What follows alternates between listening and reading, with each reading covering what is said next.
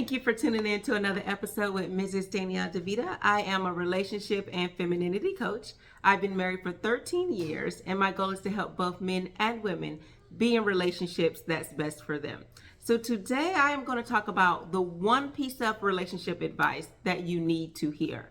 Now, you often hear me talk about crossroads and respect and femininity and learning from your wisdom and men embracing their masculinity. All of those things is what it takes for a relationship to work. But if I could only give you just one piece of information, I would say how to properly deal with relationships.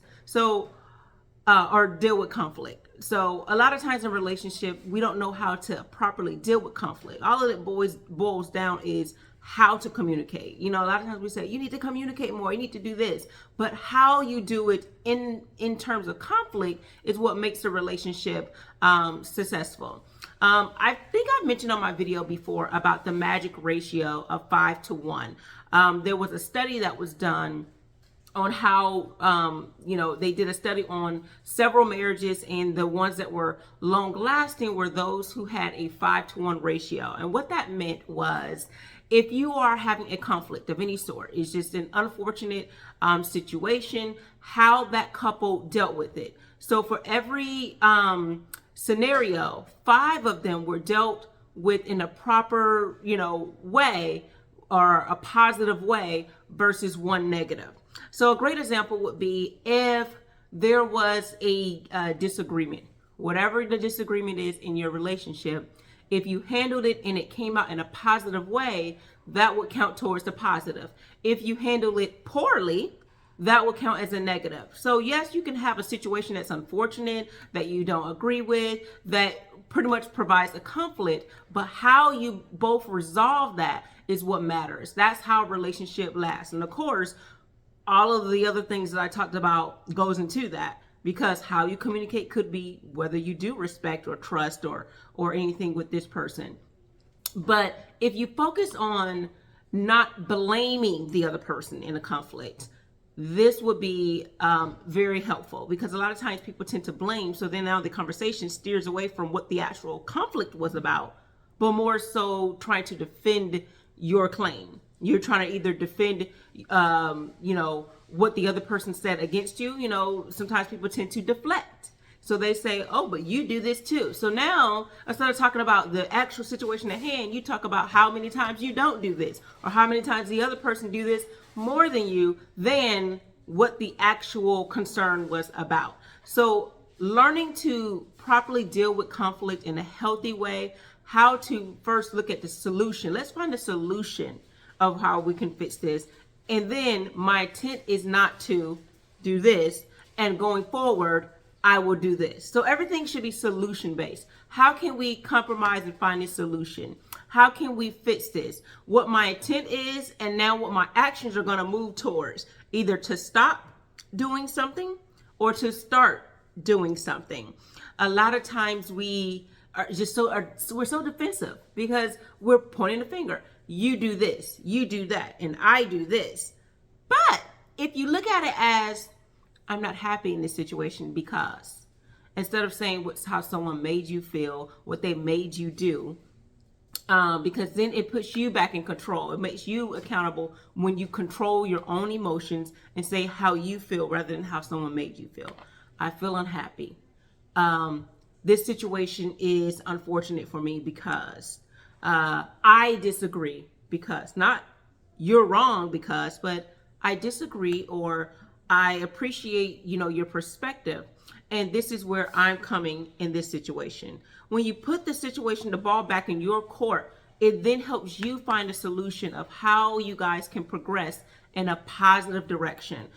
Think about something outside of a romantic relationship. How would you do this at work?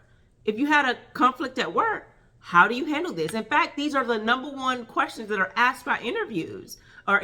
They'll say, name a time that you've had this conflict, and how did you resolve it? And what did you do during that process? Think of this in your relationship. Name a time that you had a conflict. How did you resolve it? What steps did you take to get to this solution? was there a win-win situation in this? So if all of your answers were, well, they just didn't do right, or it's their fault, or it's they're the problem, or they need the therapy, or they had this kind of issue, then it removes you from having any fault on your action in the situation or your inaction in the situation. Because a lot of times people think, well, I didn't contribute to this, I didn't actually do anything, I didn't say anything. But sometimes your inaction could also be a problem.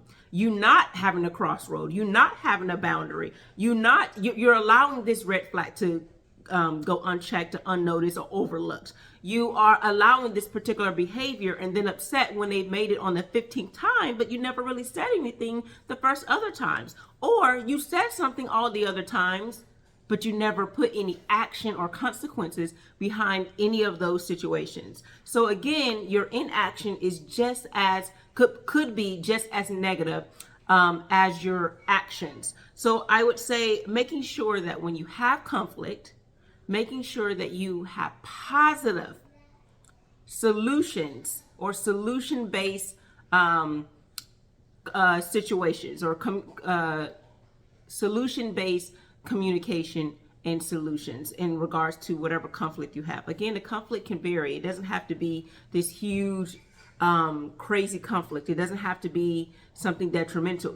A conflict is just there's a break in peace. What steps did you take to bring the relationship back in the state of peace and positive attitude?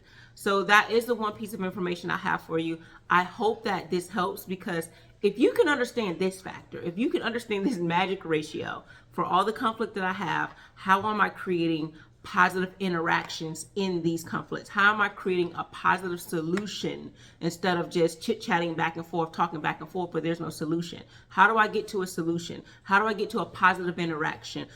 A lot of this could be changing your mood and your actions in some of these, because and when I say actions, I don't mean things that you're saying. Your body language is also considered an action. So making sure all of these things, your verbal and nonverbal, is moving towards the positives of your interaction in regards to that conflict. All right, so thank you so much for tuning in to Mrs. Danielle DeVita. Check out my website, mrsdanielledevita.com. I did write a book, Command Respect from the Woman You Want. I did not forget you, ladies. I still have a book coming out, Girl, Go Get Your Husband, and a book for teenage girls, Boy, Bye. I'm still in the process of getting that book published. A lot is going on in that process, but I will get that book out to you. Thank you so much for tuning in. You can also check me out on the Philip Scott Show. I am a contributor. Like, subscribe, and share my content. Take care. Bye.